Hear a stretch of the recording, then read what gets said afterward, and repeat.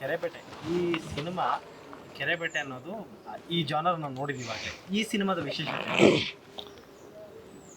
ಈ ಸಿನಿಮಾದ ವಿಶೇಷತೆ ಅನ್ನೋದು ಕೆರೆಬೇಟೆ ಅನ್ನೋದು ಯಾರೂ ಇದುವರೆಗೂ ತೋರಿಸಿಲ್ಲ, ಸಿನಿಮಾ ಮೂಲಕ ತೋರಿಸಿಲ್ಲ. ಬರೀ ಯೂಟ್ಯೂಬಲ್ಲಿ ಅಲ್ಲಿ ಇಲ್ಲಿ ನಮ್ಮ ಊರು ಹುಡುಗರು ಅಲ್ಲೆಲ್ಲ ಆಗ್ತಾ ಇದ್ರು ಅಷ್ಟೇ.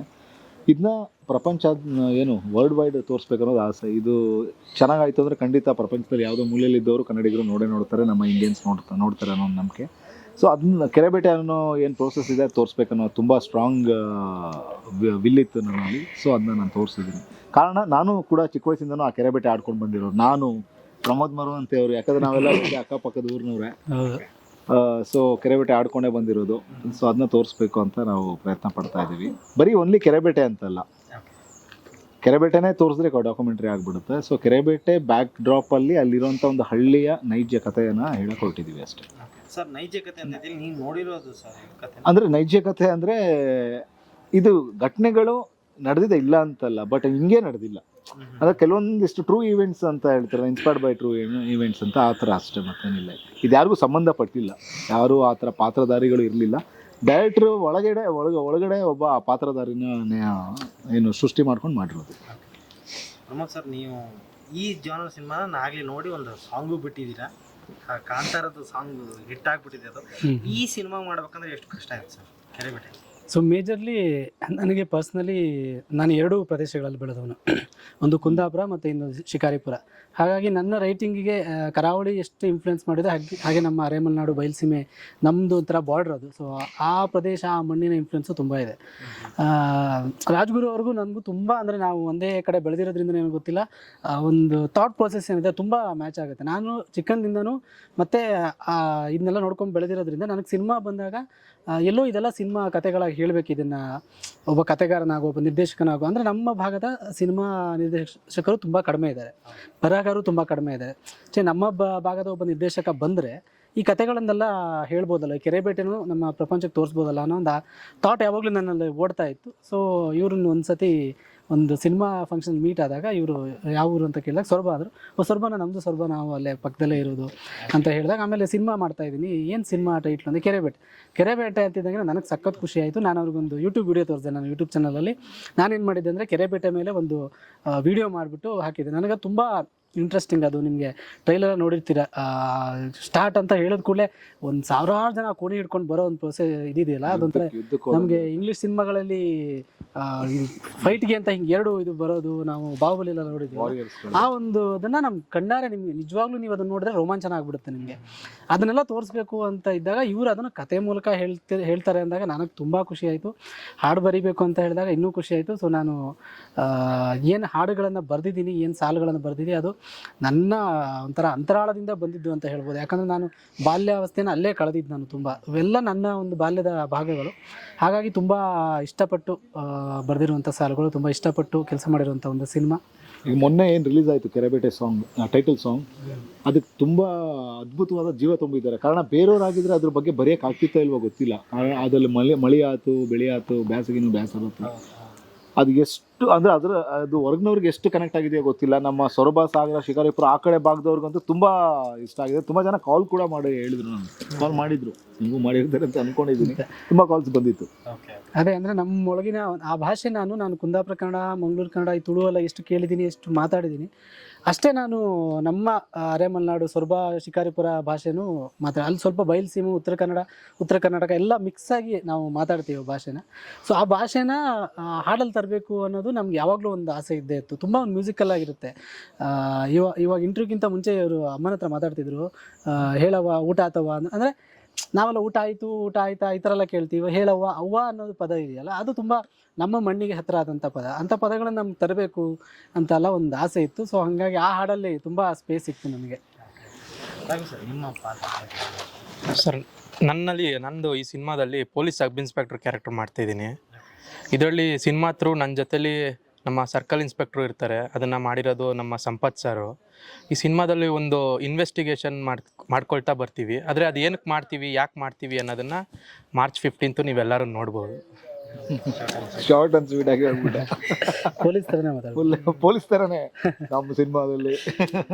ಎನ್ಕ್ವೈರಿ ಎಷ್ಟು ಬೇಕು ಕಂಟೆಂಟ್ ಅಷ್ಟೇ ಸ್ಟ್ರಿಕ್ಟ್. ಪ್ರಮೋದ್ ಅವ್ರ ಮೇಲೆ ಒಂದು ಹೇಳಿ ಸರ್ ಇದು ಊರ್ ಕಡೆಯವ್ರಿಗೆಲ್ಲ ತಂಡ ಕಟ್ಕೊಂಡು ಸಿನಿಮಾ ಮಾಡ್ತಿದ್ದಾರೆ. ಹೌದಾ? ಇಲ್ಲ, ನನಗೆ ಎರಡು ಊರಾಗಿರೋದು ನನಗೆ ಅಡ್ವಾಂಟೇಜ್ ಏನೋ ಗೊತ್ತಿಲ್ಲ. ಅದು ಖಂಡಿತವಾಗ್ಲೂ ಬರವಣಿಗೆಗೆ ನನಗೆ ತುಂಬಾ ಅಡ್ವಾಂಟೇಜ್ ಆಗಿದೆ. ನನಗೆ ತುಂಬಾ ಭಾಷೆಗಳು, ತುಂಬಾ ಜನರ ಕಲ್ಚರ್ ಆಗಿರ್ಬೋದು. ಈ ಕಡೆ ಕುಂದಾಪುರ ಹೋದ್ರೆ ಯಕ್ಷಗಾನ, ಕಂಬಳ, ಅಲ್ಲಿನ ದೈವಾರಾಧನೆ ಇದೆಲ್ಲ ನನಗೆ ಇನ್ಫ್ಲುಯೆನ್ಸ್ ಮಾಡುತ್ತೆ. ಈ ಕಡೆ ನಾವು ಸೊರಬ ಶಿಕಾರಿಪುರ ಕಡೆ ಹೋದರೆ ಈ ಕೆರೆಬೇಟೆಗಳು, ಗುಗ್ಗಳ, ಅಂಟಿಕೆ ಪಿಂಟಿಕೆ ಆಗಿರ್ಬೋದು, ಅಲ್ಲಿನ ಭಜನೆಗಳಾಗಿರ್ಬೋದು, ಹಟ್ಟಿ ಹಬ್ಬ ಅಂತ ಮಾಡ್ತೀವಿ. ಸೊ ಈ ಥರ ಎಲ್ಲ ಪ್ರದೇಶಗಳಲ್ಲೂ ಇರುವಂಥದ್ದೇ ಇದು. ಅಲ್ಲಿನ ಸಂಸ್ಕೃತಿ, ಅಲ್ಲಿನ ಒಂದು ಮಣ್ಣಿನ ಸೊಗಡು ಅಂತ ಏನಿರುತ್ತೆ, ಆ ಕಲೆಗಳಿದ್ದೇ ಇರುತ್ತೆ. ಸೊ ನನಗೆ ಎಲ್ಲೋ ಒಂದು ಕಡೆ ಎರಡು ಊರುಗಳಲ್ಲೇ ನಾನು ಬೆಳೆದಿರೋದ್ರಿಂದ ಅದು ನನಗೆ ಒಂದು ಸ್ವಲ್ಪ ಹೆಲ್ಪ್ ಮಾಡ್ತಾ ಇದೆ. ಆಪಾದನೆ ಅನ್ನೋಕ್ಕಿಂತ ಇದನ್ನ ಹೊಗಳಿಕೆ ಅಂತ ತಗೋಬೇಕು. ಯಾಕಂದರೆ ಈಗ ನಮ್ಮ ಇಂಡಸ್ಟ್ರಿಯಲ್ಲಿ ಹೆಚ್ಚಾಗಿ ಬರ್ತಾ ಇರೋದೇ ಒಂದು ಈ ಥರದ ಸಿನಿಮಾಗಳು, ಮಣ್ಣಿನ ಸಿನಿಮಾಗಳು.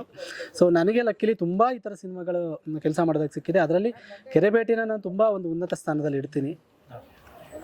ರವಿ ಸರ್, ಈ ಕಂಟೆಂಟ್ ವಿಚಾರಕ್ಕೆ ಬಂದರೆ, ಹೌದು, ಕಂಟೆಂಟ್ ವಿಚಾರಕ್ಕೆ ಬಂದರೆ ನಿಮ್ಮ ಪಾತ್ರಕ್ಕೆ ಎಷ್ಟು ಹೋಲಿಕೆ ಆಗುತ್ತೆ ಸರ್? ಕಂಟೆಂಟ್ಗೆ ಇದಕ್ಕೆ ತುಂಬಾ ಬೇಕಾಗುತ್ತೆ. ಈ ಸಿನಿಮಾದಲ್ಲಿ ಪೊಲೀಸ್ ಕ್ಯಾರೆಕ್ಟ್ರು ತುಂಬಾ ಇಂಪಾರ್ಟೆಂಟ್ ಆಗಿರುತ್ತೆ. ನಾವಾಗಲಿ, ನಮ್ಮ ಸರ್ಕಲ್ ಇನ್ಸ್ಪೆಕ್ಟರ್ ಆಗಲಿ, ಅಂದರೆ ಈ ಸಿನಿಮಾ ಇದ್ರ ಮೇಲೇ ಹೋಗುತ್ತೆ. ಆದರೆ ಅದು ಏನಕ್ಕೆ ಇನ್ವೆಸ್ಟಿಗೇಷನ್ ನಡೀತಾ ಇದೆ, ಆಮೇಲೆ ಒಟ್ಟು ಈ ಪೊಲೀಸ್ ಕ್ಯಾರೆಕ್ಟರ್ ಏನಿದೆ ಅಲ್ಲ, ಸಿನಿಮಾಕ್ಕೆ ತುಂಬಾ ಇಂಪಾರ್ಟೆಂಟ್ ಆಗುತ್ತೆ. ಬಟ್ ಹೆಚ್ಚಿಗೆ ಹೇಳೋಕ್ಕಾಗಲ್ಲ, ನಮ್ಮ ಡೈರೆಕ್ಟರ್ ಸರ್ ಆಮೇಲೆ ನನಗೆ ಬೈತಾರ ಆಮೇಲೆ ಅಂತ ಸುಮ್ಮನೆ ನೀನ್ ಮ್ಯಾನೇಜ್ ಮಾಡ್ಕೊಂತ ಇದೀಯಾ? ಹೌದೌದೌದು.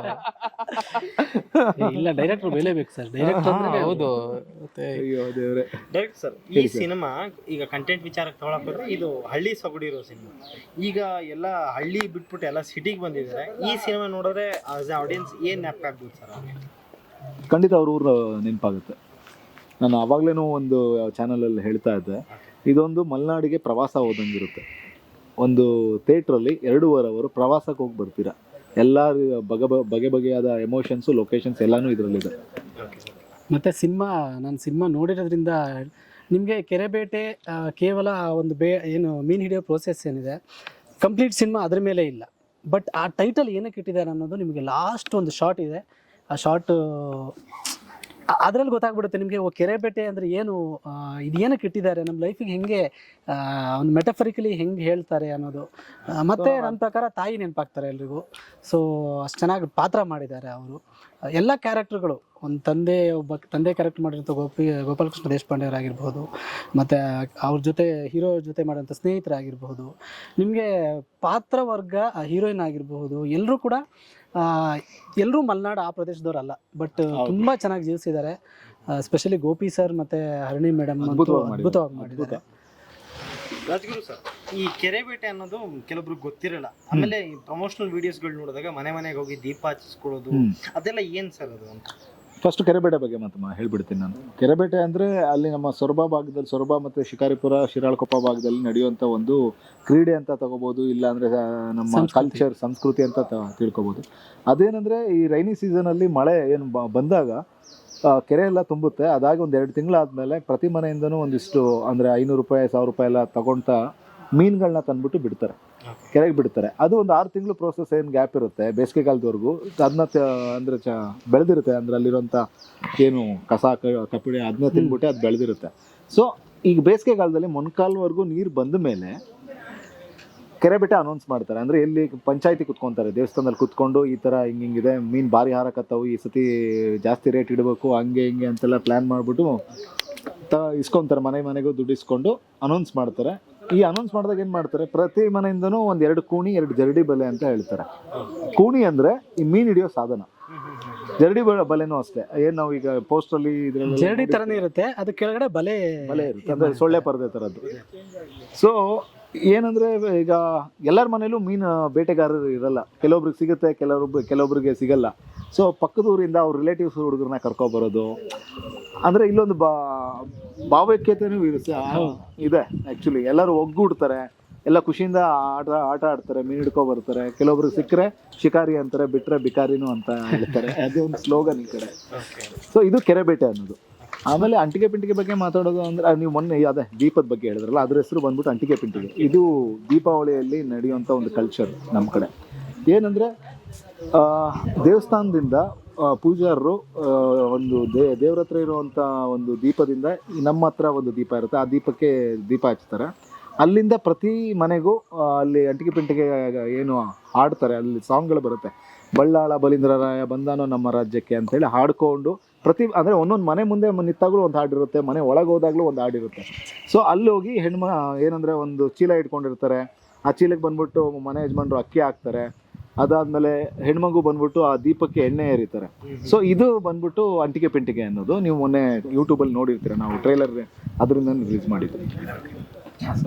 ಸರ್ ಫಾರ್ ಎಕ್ಸಾಂಪಲ್ ಈಗ ನಾನು ನಿಮ್ಗೆ ಏನು ಹೇಳ್ತಾರೆ, ಕೆರೆಬೆಟ್ಟ ಈಗ ನೀವು ಆಡೋದಿದ್ರೆ ಫಸ್ಟ್ ಸ್ಟಾರ್ಟಿಂಗ್ ಸ್ಲೋಗನ್ ಹೆಂಗಿರುತ್ತೆ ನಮ್ಮ ವೀಕ್ಷಕರಿಗೆ ಅದು ಹೇಳೋದಾದ್ರೆ ಸರ್? ಇಲ್ಲ, ನಾವು ಕೂಡ ಆಡ್ಕೊಂಡು ಬಂದಿರೋರೆ, ಅವಾಗಲೇ ಹೇಳಿದೆ ಹೆಂಗಿರುತ್ತೆ ಅಂದರೆ, ಇಳಿರಿ ಕೆರೆಗೆ ಅಂದ್ಕೊಳ್ಳಿ ಅಂತೇಳಿ ಕೂಗ್ಕೊಂಡು ಸಿಕ್ಕರೆ ಶಿಕಾರಿ ಬಿಟ್ರೆ ಬಿಕಾರಿ ಅಂತ ಕೂಗ್ಕೊಂಡು ಹೋಗ್ತೀವಿ. ಸರ್ ಒಟ್ಟಾರೆ ಈ ಸಿನಿಮಾ ಯಾವ ಒಂದು ಆಡಿಯನ್ಸಿಗೆ ಟಚ್ ಆಗುತ್ತೆ ಸರ್? ಎಲ್ಲ ವರ್ಗದವ್ರಿಗೂ ಟಚ್ ಆಗುತ್ತೆ ಸರ್, ಖಂಡಿತ. ಇದು ABC ಏನು, ನಾನು ಅದಕ್ಕೆ ಯಾವುದೂ ಇದು ಮಾಡೋಕ್ಕೆ ಹೋಗಲ್ಲ, ಡಿಫ್ರೆನ್ಷಿಯೇಟ್ ಮಾಡೋಕ್ಕೆ ಹೋಗಲ್ಲ.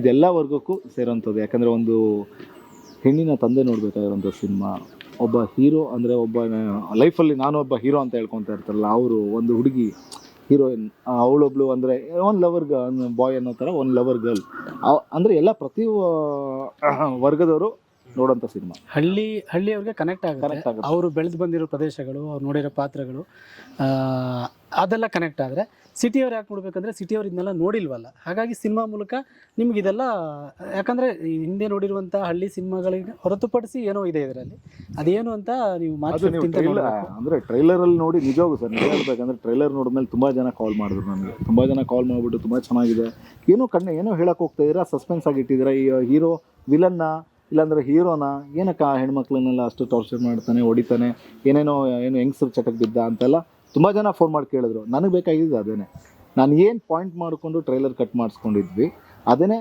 ಆಡಿಯನ್ಸ್ ಮಾತಾಡ್ತಿದ್ದಾರೆ. ಚಿತ್ರ ಬಂದಿರೋದಲ್ಲಿ ನೋಡಿದಾಗ ಅದು ಬೇರೆನೇ ಇದೆ ಸರ್, ಅದಂತೂ ಖಂಡಿತ. ಮತ್ತು ತುಂಬ ಡೀಟೇಲಾಗಿ ವರ್ಕ್ ಮಾಡಿದ್ದಾರೆ ಸರ್. ಅಂದರೆ ಒಂದೊಂದು ಡೈಲಾಗ್ ಕೂಡ screen play and writing process ಏನಿದೆ, ಇವರು ಮತ್ತು ಹೀರೋ ಸರ್ ಇಬ್ಬರು ಸೇರಿ ಕೂತ್ಕೊಂಡು ಮಾಡಿರೋದ್ರಿಂದ ನಿಮಗೆ ಸ್ವತಃ ಆ್ಯಕ್ಟರ್ ಒಬ್ಬ ರೈಟಿಂಗ್ ಪ್ರೊಸೆಸ್ಸಲ್ಲಿ ಇದ್ದಾಗ ಅದನ್ನು ಜೀವಿಸಿರೋ ರೀತಿಯೇ ಬೇರೆ ಆಗಿರುತ್ತೆ. ಸೊ ಡೈಲಾಗ್ ಒಂದು ಡೈಲಾಗ್ ಇದೆ, ಇವ್ರ ಪರ್ಮಿಷನ್ ಹೇಳ್ತಾ ಇದ್ದೀನಿ. ಬಸ್ ಬಂದಿರಲ್ಲ, ಕಾಲೇಜ್ ಬಸ್ ಬಂದಿರಲ್ಲ, ಆವಾಗ ಅಪ್ಪ ಹೇಳ್ತಾನೆ ಅವ್ನು ಯಾವ್ದು ಮದುವೆ ದಿಬ್ಬಣ ಹೊಡ್ಯಕ್ಕೆ ಹೋಗ್ಯಾನೋ. ಇದು ಕೇಳ್ತಿದ್ದಂಗೆ ನನಗೆ, ಅಂದರೆ ನಮ್ಮ ಚೈಲ್ಡ್ಹುಡ್ಡಲ್ಲಿ ಬಸ್ಸುಗಳು ಊರಿಗೊಂದು ಬಸ್ ಇದ್ದರೆ, ಅವತ್ತು ಯಾರ್ದೋ ಒಬ್ರು ಸಾವುಕಾರದ ಮದುವೆ ದಿಬ್ಬಣ ಇದ್ದರೆ ಅವನು ಇದನ್ನೆಲ್ಲ ಸೈಡ್ಗೆ ಇಟ್ಬಿಟ್ಟು, ಅಫ್ಕೋರ್ಸ್ ಅಲ್ಲಿ ಜಾಸ್ತಿ ದುಡ್ಡು ಕೊಡ್ತಾರೆ ಒಂದಿನ, ಇಲ್ಲಿ ಕಲೆಕ್ಷನ್ಗಿಂತ ಅಲ್ಲಿ ಜಾಸ್ತಿ ಆಗುತ್ತೆ ಅಂದ್ಬಿಟ್ಟು ಮದುವೆ ದಿಬ್ಬಣ ಹೊಡಕ್ಕೆ ಹೋಗ್ಬಿಡೋರು. ಪಾಪ ಇಲ್ಲಿ ಮಕ್ಕಳಿಗೆ ಸ್ಕೂಲ್ಗೆ ಹೋಗೋರೆಲ್ಲ ನಡ್ಕೊಂಡು ಹೋಗೋರು, ಸೈಕಲು ಹಿಂಗೆಲ್ಲ ಆಗೋದು. ಸೊ ಆ ಡೀಟೇಲಿಂಗ್ ಒಂದು ಡೈಲಾಗಲ್ಲಿ ನಮ್ಮ ಒಂದು ಚೈಲ್ಡ್ಹುಡ್ ನೆನಪಾಗ್ಬಿಡುತ್ತೆ ನಮಗೆ ಅಂದರೆ. ಸೊ ಆ ಡೀಟೇಲ್ ನನಗೆ ತುಂಬ ಇಷ್ಟ ಆಯಿತು, ಅಷ್ಟು ಚೆನ್ನಾಗಿ ಜೀವಿಸಿದ್ದಾರೆ ಕಥೆನ ಇವರು. ರಾಜಗುರು ಸರ್, ನಿಮ್ಮ ಒಂದು ಟ್ರೈಲರ್ ಲಾಂಚ್ಗೆ ಸುದೀಪ್ ಸರ್ ಬರಬೇಕಾಗಿತ್ತು. ಹೌದು, ಯಾವ ಕಾರಣಕ್ಕೆ ಬಂದಿಲ್ಲ ಅಂತ ಇಲ್ಲ, ಅವಾಗಲೇ ಒಂದು ಚಾನಲ್ ಇದೇ ಪ್ರಶ್ನೆ ಕೇಳಿದ್ರು, ಅವ್ರಿಗೂ ಇದೇ ಉತ್ತರ ಕೊಟ್ಟಿದ್ರು. ಏನಂದರೆ ಹುಷಾರಿರಲಿಲ್ಲ ಅಷ್ಟೇ ಅವ್ರಿಗೆ, ಅಂದರೆ ಥ್ರಾಟ್ ಇನ್ಫೆಕ್ಷನ್ ಏನೋ ಆ ಥರ ಆಗಿತ್ತು.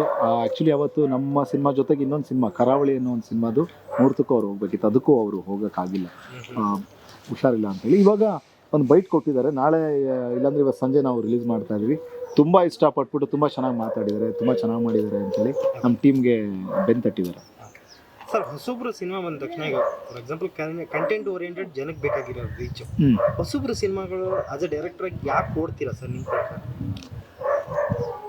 ಅದು ಯಕ್ಷ ಪ್ರಶ್ನೆ ಸರ್. ಅದು ನಮಗೂ ಒಂದೊಂದ್ಸತಿ ಅನ್ಸುತ್ತೆ, ನಾವು ನೋಡಿ ಇನ್ನೊಂದು 10 ದಿನದಲ್ಲಿ ರಿಲೀಸ್ ಇದೆ, ನನಗೂ ಆ ಭಯ ಇದೆ. ಇಷ್ಟು ಒಳ್ಳೆ ಕಂಟೆಂಟ್ ಅಂತ ಎಲ್ಲರೂ ಹೇಳ್ತಾರೆ, ನಾನು ಹೇಳ್ತಾ ಇಲ್ಲ, ಜನ ಹೇಳ್ತಿರೋದು ನಾನು ಹೇಳ್ತಾ ಇದ್ದೀನಿ. ಒಳ್ಳೆ ಕಂಟೆಂಟು, ಬಟ್ ಜನ ಬರ್ತಾರೋ ಇಲ್ವೋ ಅನ್ನೋ ಭಯ ಇದೆ. ಅದಕ್ಕೆ ಇಂಥದ್ದೇ ಒಂದು ನಿರ್ದಿಷ್ಟವಾದ ಒಂದು ಸೂತ್ರಗಳಿಲ್ಲ ಸರ್, ಏನಕ್ಕೆ ನೋಡ್ತಾರೆ ಏನಕ್ಕೆ ನೋಡಲ್ಲ ಅನ್ನೋದು. ಅದರಲ್ಲೂ ಎಸ್ಪೆಷಲಿ ನಮ್ಮ ಆಡಿಯನ್ಸು ತುಂಬ ಬುದ್ಧಿವಂತರು, ನಮ್ಮ ಕನ್ನಡ ಆಡಿಯನ್ಸ್ ತುಂಬ ಬುದ್ಧಿವಂತರು. ಕೆಲವೊಂದು ಪಿಕ್ಚರಲ್ಲಿ ಏನಂದರೆ ಪ್ರಮೋಷನ್ ಮಾಡೋದ್ರಲ್ಲಿ ಎಡವಿರ್ತೀವಿ. ಸೊ ನಮ್ಮ ಸಿನಿಮಾ ಬಗ್ಗೆ ಮಾತಾಡೋದಾದ್ರೆ ತುಂಬ ಚೆನ್ನಾಗಿ ಪ್ರಮೋಟ್ ಮಾಡ್ತಾ ಇದ್ದೀವಿ ಅಂತ ನಾವು ಅಂದ್ಕೊಂಡಿದ್ವಿ. ನಮ್ಮ ಪ್ರೊಡ್ಯೂಸರ್, ನಮ್ಮ ಪ್ರೊಡಕ್ಷನ್ ಟೈಮಿಂದ ತುಂಬ ಚೆನ್ನಾಗಿ ಕೆಲಸ ನಡೀತಾ ಇದೆ. ಸೊ ನಿಮ್ಮ ಪ್ರಶ್ನೆಗೆ ನಿಜವಾಗೂ ಕ್ವಶನ್ ಮಾರ್ಕಾಗೆ ಉಳಿದ್ಬಿಡುತ್ತೆ ಅದು. ಆ ಪ್ರಶ್ನೆ ಅದು ಗೊತ್ತಾಗಲ್ಲ ಸರ್, ಅದು ಏನಕ್ಕೆ ಹಿಟ್ಟಾಗುತ್ತೆ ಏನಕ್ಕೆ ಫ್ಲಾಪ್ ಆಗುತ್ತೆ. ಆ ಥರ ಪ್ರತಿ ಸಲ ಆ ಥರ ಕ್ವಶನ್ ಬಂದಾಗಲೂ ಯಾವುದೋ ಒಂದು ನಾವು ಹೇಳ್ತಾ ಇರ್ತೀವಿ ಜನ ಬರ್ತಿಲ್ಲ ಥಿಯೇಟ್ರಿಗೆ ಅಂದಾಗ, ಏಕಾಏಕಿ ಒಂದು ಸಿನಿಮಾಗೆ ಜನ ಬಂದುಬಿಟ್ರು ಇಲ್ಲ ಗುರು ನಾವು ಬರ್ತೀವಿ ಅಂತ ತೋರಿಸಿದ್ದಾರೆ. ಮೇ ಬಿ March 15th ನಮ್ಮ ಸಿನಿಮಾಗೆ ಅದಾದರೂ ಆಗ್ಬೋದು, ಅದಾಗಲಿ ಅಂತ ಹಾರೈಸ್ತೀನಿ. ನೀವು ಹೇಳ್ದಂಗೆ ಆಗಲಿ ಸರ್. ಕೊನೆಯದಾಗಿ March 15th ನಿಮ್ಮ ಸಿನಿಮಾ ರಿಲೀಸ್ ಆಗ್ತದೆ, ಏನಂತ ಹೇಳ್ತೀರಾ ಸರ್? ಎಲ್ಲರಿಗೂ ನಮಸ್ಕಾರ. ನನ್ನ ಹೆಸರು ರಾಜ್ಗುರು ಬಿ, ಕೆರೆಬೇಟೆ ಸಿನಿಮಾ ನಿರ್ದೇಶಕ. ಇದೇ ಮಾರ್ಚ್ 15ಕ್ಕೆ ಕೆರೆಬೇಟೆ ಸಿನಿಮಾ ರಿಲೀಸ್ ಆಗ್ತಾಯಿದೆ. ನನ್ನ ಸಿನಿಮಾ ಬಗ್ಗೆ ನಾನು ಖಂಡಿತವಾಗೂ ನಾನು ಪ್ರಮೋಟ್ ಮಾಡ್ಕೊಳ್ಲೇಬೇಕು. ಯಾಕೆ ಅಂದರೆ ನನ್ನ ಸಿನಿಮಾ ಅಷ್ಟು ಚೆನ್ನಾಗಿದೆ ಅಂತ ನಾನು ಹೇಳ್ಕೊಡ್ಲಿಲ್ಲ ಅಂದರೆ ಜನರಿಗೆ ಗೊತ್ತಾಗಲ್ಲ. ಖಂಡಿತ ಸೂಪರಾಗಿ ಮಾಡಿದ್ದೀನಿ ನನ್ನ ಸಿನಿಮಾ. ನಾನು ಒಬ್ಬನೇ ಅಂತಲ್ಲ, ನನ್ನ ಇಡೀ ಟೀಮ್ ಸೇರಿ ಮಾಡಿರುವಂಥ ಸಿನಿಮಾ ಇದು ಕೆರೆಬೇಟೆ. ಪ್ಲೀಸ್ ದಯವಿಟ್ಟು ಚಿತ್ರಮಂದಿರದಲ್ಲಿ ಸಿನಿಮಾ ನೋಡಿ ಮಾರ್ಚ್ 15ಕ್ಕೆ. ಆಮೇಲೆ ಮೊಬೈಲಲ್ಲಿ ನೋಡ್ಬಿಟ್ಟು ಇಂಥ ಸಿನಿಮಾನ ನಾನು ಥಿಯೇಟ್ರಲ್ಲಿ ನೋಡೋಕ್ಕಾಗಿಲ್ಲ ಅಂತ ಫೀಲ್ ಮಾಡಬೇಡಿ. ಯಾಕಂದರೆ ಇದ್ರದ್ದು ಪ್ರತಿಯೊಂದು ಮೈನ್ಯೂಟ್ ಪಾಯಿಂಟು ತುಂಬ ಚೆನ್ನಾಗಿ ವರ್ಕ್ ಮಾಡಿದ್ದೀವಿ. ಅಂದರೆ ಸೌಂಡ್ ಡಿಸೈನ್ ಇರಲಿ, ಪ್ರತಿಯೊಂದು ವಿಚಾರದಲ್ಲೂ ತುಂಬ ನೀಟ್ ವರ್ಕ್ ಆಗಿದೆ. ಸೊ ಆ ಥಿಯೇಟ್ರಿಕಲ್ ಎಕ್ಸ್ಪೀರಿಯೆನ್ಸ್ನ ಬನ್ನಿ ಮಾರ್ಚ್ 15ಕ್ಕೆ ನೀವು ನೋಡಿ. ಇಷ್ಟ ಆದರೆ ನೀವು ಒಂದು 10 ಜನಕ್ಕೆ ದಯವಿಟ್ಟು ಹೇಳಿ. ಇಷ್ಟ ಆಗಿಲ್ಲ ಅಂದರೆ ಆ ಕಮೆಂಟ್ ಸೆಕ್ಷನ್ಗೆ ಬಂದುಬಿಟ್ಟು ಬೈರಿ. Thank you.